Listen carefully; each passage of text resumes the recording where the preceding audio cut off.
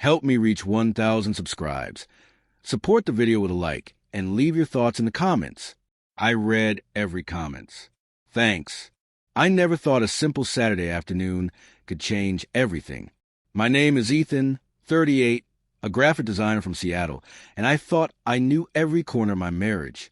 13 years with Maya, my wife, had felt steady, even predictable. We had our routines, our inside jokes, the occasional quiet dinners that reminded me why I'd fallen for her in the first place.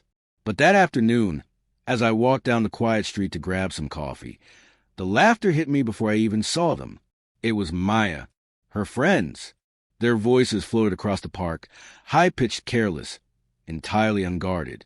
I froze, coffee in hand, heart sinking. The sound should have been comforting, ordinary, but there was something in the way she laughed, that wild, unrestrained sound, which felt unfamiliar. She was looking at someone else, someone I didn't know, leaning in close, sharing a joke that I would never hear. The way she smiled, a little too intimate, a little too knowing, it burned like a brand across my chest. I had promised myself not to overreact. Over the years, I'd learned that panic never helped. I took a few cautious steps closer, tried to remain invisible, pretending I was part of the park's scenery, a casual passerby, a man with nothing to notice, nothing to care about. But every move I made, every breath, seemed loud. I wanted to turn back, run, hide, but some sick part of me needed to know. Who was he? How long had he been there? And more importantly, why had I never seen this coming? Maya's laughter kept ringing in my ears. I tried to remind myself of the reasons why we'd married. Our shared apartment in the city, our trips to Portland, the quiet Saturday morning she used to make pancakes while I brewed coffee. Those memories were like warm light in a fog, but the laughter tore through them, cold and sharp. And then I saw it, her hand resting a little too comfortably on his arm. A simple gesture, a brush, but the meaning behind it screamed betrayal. I didn't move. I just watched, heart hammering in a rhythm I couldn't control. And then she said it, not loudly, not dramatically, just softly, like a secret carried on a gentle wind that only he could hear. He's too foolish to see I've been. My stomach dropped, every muscle stiffened. Those words, incomplete yet devastating, lingered in the air longer than they should have. Every scenario ran through my mind. Lies, deception, another life, a truth I wasn't prepared for. My hands tightened around the coffee cup until the ceramic cut into my fingers. I could feel the bitter warm spill, but I didn't care. I couldn't look away. Memories of our own conversations, our nights spent talking until dawn, our laughter, our arguments, all replayed with a new lens. Had she ever truly loved me? Was this the consequence of my own oblivion? I had thought that our relationship was built on trust, but now it felt like a fragile glass vase, shattered slowly over the years, pieces hidden under rugs and polite smiles. I decided then that I had to hear more, even if it meant stepping further into a world I wasn't ready for. I followed them, careful, keeping a distance that felt safe yet torturous. They entered a cafe, a small, dimly lit place tucked between an old bookstore and a flower shop. I paused outside, trying to steady my breath, listening to their voices bleed through the cracked door.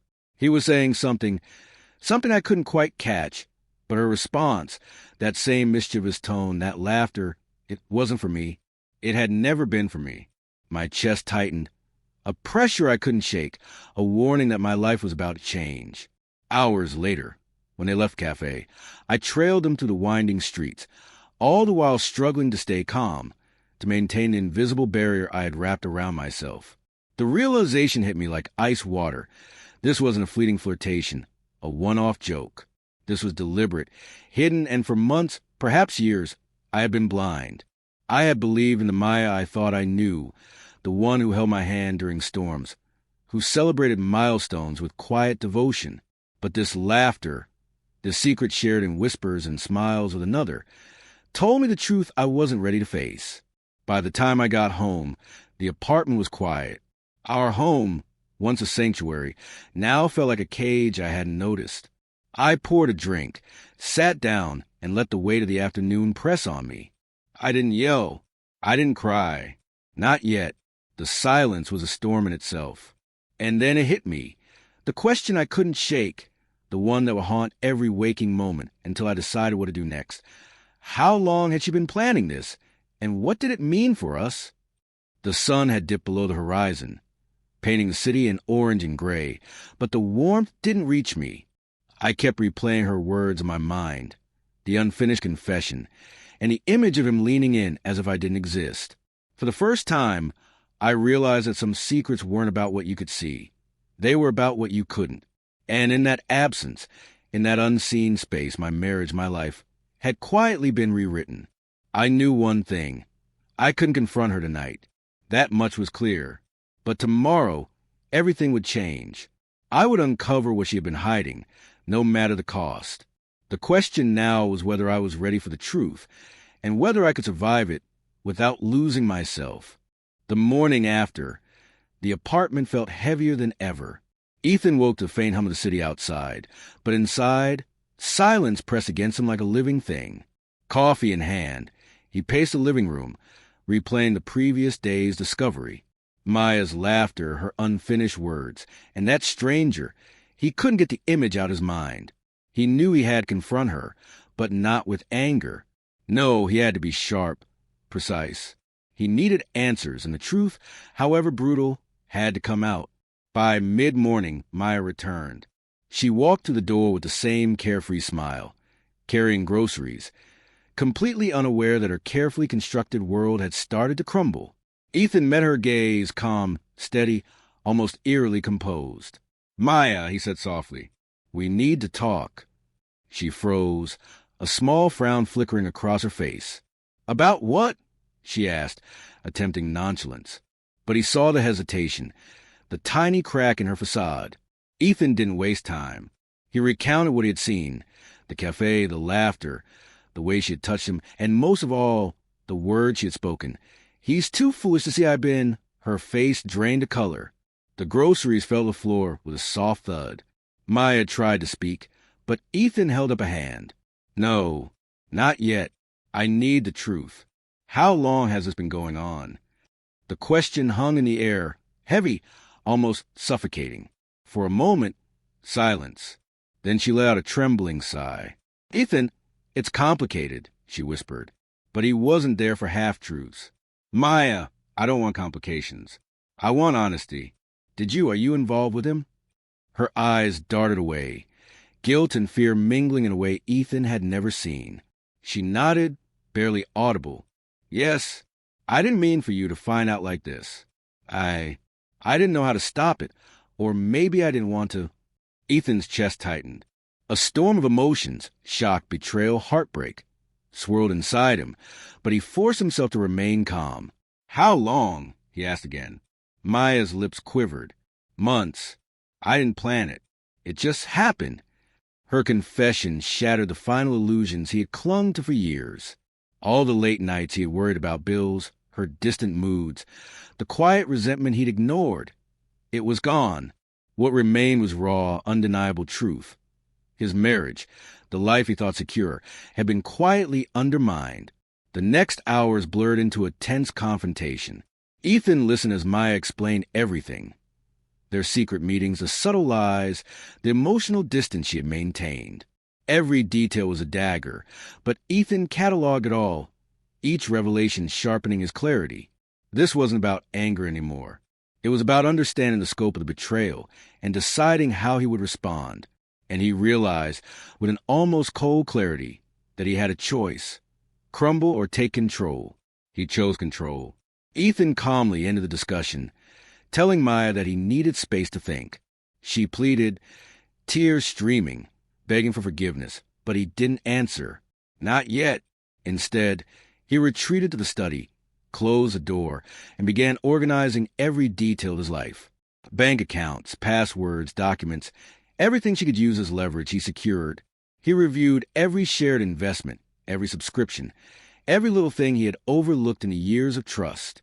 He wasn't seeking revenge. He was reclaiming his life, brick by brick, moment by moment. Days passed. Maya attempted to reach him, messages, calls, even stopping by unannounced. Each time, he remained calm, measured, and distant. The once comfortable home now felt like neutral territory. No warmth, no arguments, only space for reflection. The world outside went on as usual, oblivious to the seismic shift inside their apartment. Friends noticed his quiet withdrawal, but no one could fully grasp the storm he was weathering. And then, one evening, the inevitable confrontation came. Maya tried one last time to charm, to manipulate, to regain the intimacy she had abandoned.